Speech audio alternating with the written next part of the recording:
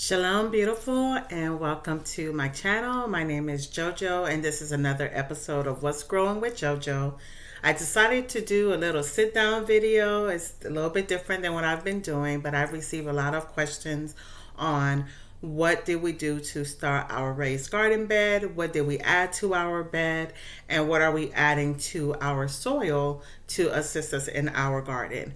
First and foremost, I want to start off by saying that this is our first time growing vegetables and food that we can actually eat. My husband and I, we do enjoy plants. As you can see, we do enjoy plants, and we have plants all over the house. We've always have plants all over the home. It brings peace, it brings calmness. So gardening was just the next step for us to get out there and get our hands to the soil and bring in new plants and new things to our yard. So we recently started our garden bed early, I want to say early summer. Actually, no, we started in spring. We started with our seedlings indoors. So we started indoors, and then we slowly added to our garden to create what you see on the videos. So originally we had one garden bed, which is the brown one that you will see in the video. And I'm new, let me not say I'm new to this, but I'm new to the blogging and posting things in different parts of my video. So forgive me, y'all, if I don't post. So if I say something that's referring to something in our garden, if you could look back at our previous videos, and you will probably know what I'm talking about. But for now, I'm just going to keep this short, sweet, and simple, just so that we can get to the nitty gritty. So back to what I was saying, we originally started with one garden bed, one raised garden bed, and we started about a year or so in that garden bed. But then we had a freeze out here and everything died. So this spring, we decided to start our gardening again, and we added what you see, the cedar box, the raised garden beds. Now these raised garden beds are 4 feet long, so they're 4 feet long, and the width is about, I want to say 3 feet, or maybe 2. No, maybe about a foot wide.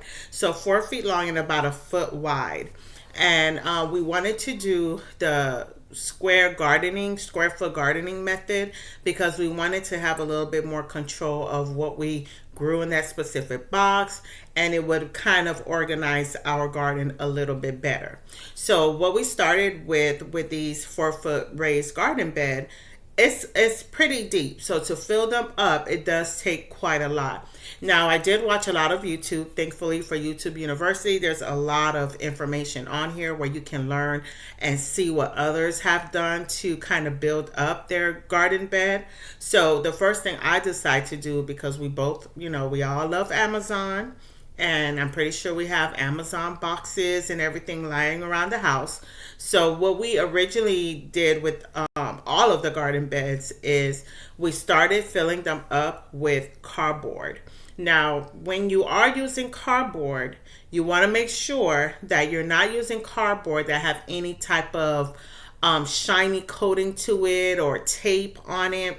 You want it to be as natural as possible. So for us, Amazon was a great start, because a lot of their boxes are the plain brown boxes or the plain white boxes, and they don't use a lot of tape to package their product. So what we did was, as we receive orders from Amazon or order from anywhere, we would save those boxes, remove all of the tapes off of those boxes, and then we will cut them into good sized pieces so that we can store them properly. So with our first raised garden bed, we started with the cardboard boxes. And guys, if I fumble, I apologize. I have braces and I naturally talk fast, so sometimes I fumble over my words. So what we started was with these Amazon boxes, we cut them up into not too small pieces, because again, we want to be able to fill up the bed. And if we cut them really small, it would take a lot of cardboard boxes to fill them up. So what we originally started with was large pieces of cardboard boxes, and we will line the bottom of our garden bed with those. The second method that we use, and there's no right or wrong order, at least I don't think there is. I've watched a lot of YouTube videos where several people have done it several different ways, and they line it up and layer it differently as well. So we started with the cardboard box, and from there we added mulch.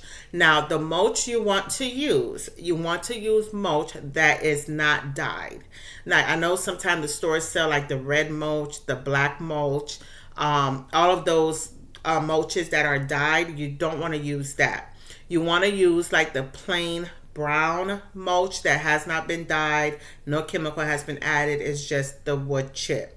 Now we did make a mistake because on our first garden bed we had black mulch lying around, so we decided, hey, we have this, let's go ahead and use it. So with one of our flower beds we did use the black mulch, but as we learned a little bit more, we realized to not use any mulch that's dyed or has any type of coloring on it. You want to keep it as natural as possible. So the second layer that we added was the mulch, and again, you want to get the plain mulch, no dye, no fragrance, no, I know they have this new I want to say it's plastic or foam mulch. You don't want to use that. You want your garden bed to be as organically possible as you can get it, because what's going to happen with that cardboard box and with the mulch, eventually over time it's going to break down into the soil and it's going to provide more nutrients to the soil. So you want to make sure that you're using products that is not harmful to your family and doesn't contain any chemicals that may be harmful. Okay, so let's just put that little disclaimer out there. So we started off with the layering of the cardboard box, then the layering of the mulch, and then we bought garden soil for vegetables. Now, I'm not brand specific. I do try to stay away from anything that's like Miracle Grow, because I've heard some of their products may not be all that best, but I try to find organic and natural source. And unfortunately I can't tell you the names because I bought different kind. Whatever was on sale that was organic and was free from chemicals, that's what we purchased. So I remember at one time we went to Walmart and we were able to get a 2 cubic feet of gardening soil for vegetables for like, I want to say it was like $3, and that was a steal because normally the 1 cubic feet is about the same price. And then another time we were able to get, I think, a 1 cubic feet that was on sale for like about $2 or some change. So we've gotten different kind of soil mixed in together.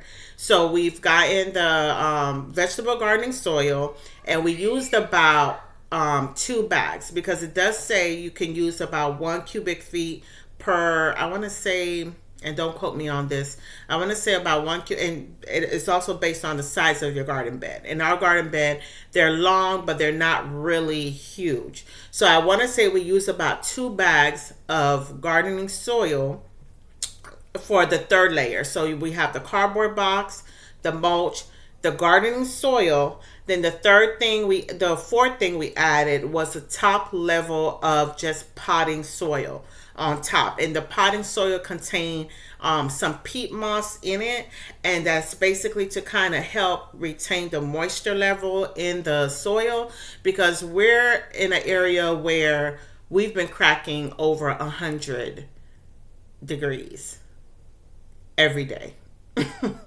I'm just gonna just let you know, like, it is extremely hot and the soil dries extremely fast, and being that it's a raised bed, it's going to dry a little bit quicker.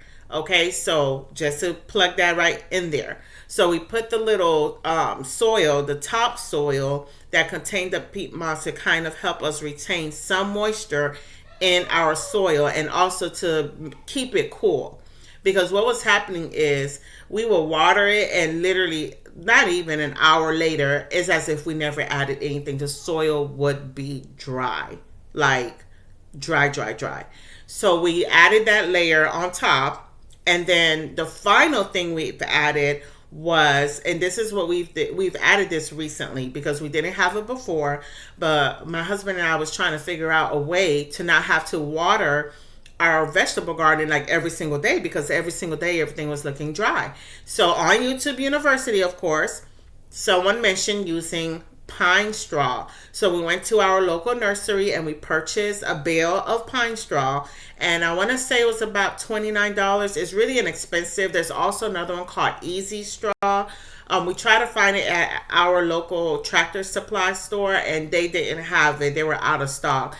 And we tried online, and we just wanted to get more bang for our buck, because online you'll get, like, I think it's about a 2 cubic foot pack, I believe, and it was like $22, versus we went into our local nursery and purchased pine straw, and we got a bale, like, it's huge, for $29. And we've used it on all of our raised beds, and we have a total of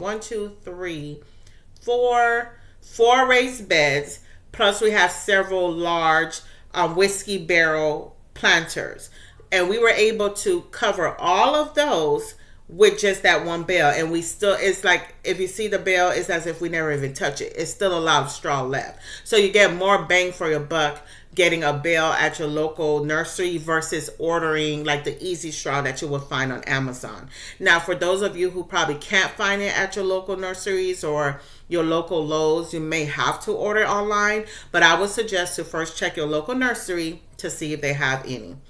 Lastly, what we did is we purchased a pH, it's like a pH watering level stick, and y'all, yeah, I'm not an expert, and I don't know all these gadgets' names, but it's if you Google it, pH watering testing strip, I'm sure it's going to come up. But we have this pH watering testing strip device that we put into the soil, and it basically tells us if we have enough water, if the soil is dry, and if the pH and acidic level in the soil is balanced. So you want to definitely make sure you know what you are planting, because certain things like more acidic soil and certain vegetables, and most vegetables from my understanding and from what I've read, like a pH balance between, I want to say 6 and 7, preferably 6. So you want to test your soil to make sure you're at that mark, because most garden vegetables, like the common vegetables that we all like to grow, like a neutralized kind of soil, a pH balance of between 6 and 7, preferably 6. So we did that, and we test the soil to make sure that it was where it needed to be.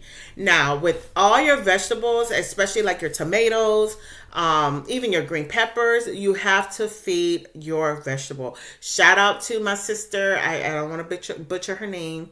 I think it's pronounced Kenyatta. She's on Facebook, and her husband have a lovely garden, and she posts several tips. So I'm also learning from her. She mentioned that you have to feed you can't just place your vegetables or your seeds in the ground and expect it to just flourish. You have to feed it nutrients. You have to constantly make sure that it's getting the nutrients that it needs to grow to its full abundance.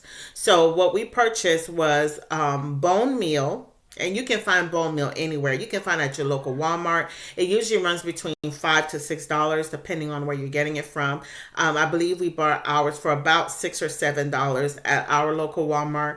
We added bone meal to our soil, and read the instructions, because it will tell you when and how much to add to your soil. And we've also added the tomato, I think it's tomatoes and vegetable garden plant food to our soil, and we've also added blood meal to our soil. Now, let me tell y'all about this blood meal. Gardening is not for the faint of hearts, okay? Because this blood meal does not smell great, okay? It does not smell great. However, it is awesome for your garden. The plants love it. It's very stinky, but the plants love it. So you want to add these, you want to amend your soil. You want to add these nutrients into your soil so that your plants can grow and thrive, and you want to monitor your plant. At the very beginning, I was afraid to cut off, like, if I had vegetables already growing and they were so cute, I was like, oh no, I don't want to cut them off. I want to keep them. But if your plant is not matured enough to support that vegetable, it's not going to get any further along. So you want to make sure that you're constantly monitoring your plant, that you're cutting away any new vegetables, especially if your plant is still very small. You want to make sure you're taking those off, you're removing any leaves, and you're also pruning your plant as it grows, because there's suckers and there's different type of things that like to take away from your plant. So if you're not doing these things, you're going to either stunt the growth of your plant, or you're not going to get any type of fruits or vegetables or anything coming in.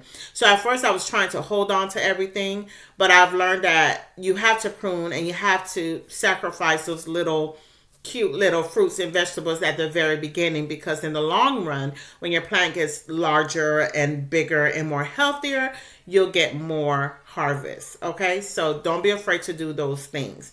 I don't want to go too much into other areas of gardening because I want to try to keep it focused on what I added onto our raised garden bed. I would like to do more of these videos, more FaceTime and Q&As and different things like that. But for now, that's all I'm going to add. And again, I'm not new to YouTube, but I'm kind of new to YouTube. I used to blog before and then I stopped. When you have kids and you have a family, it's kind of hard to set up the camera and do all of the fancy things that people are doing on YouTube. So I am going to keep it real with you all. My setting is not going to be always YouTube perfect. Okay, I realize it takes a lot of time to do that, and you spend more time trying to get your setup going versus then actually recording. So I'm changing the way I'm doing things. I want to be a little bit more raw. I've mentioned this before in my welcome video. I want to be a little bit more raw, more transparent. I want to be able to just press that record button and show you what's going on. I don't want to have to do all that fancy stuff that most people do, and it's beautiful, but I want to be at least transparent and raw and honest with you all, and this is it. We have children, we have a dog, so it's not going to always be picture perfect. But I hope this video was able to at least help you guys get started with the raised garden bed. And don't be afraid to go out there and just get your hand in the soil, because I am loving this new hobby, this new skill. I'm loving sharing it with you all. I'm loving the fact that I'm learning from others as well. I have so many people that are having beautiful, results to their garden. Shout out to my sister. She's no sluggard. Go check her out. She does a lot of prepping videos and she's new to gardening as well. There's another person on here that I watch a lot, Beauty in the Garden. Love her channel. Love her channel. What's another one? I think Homestead Hearts is another good one.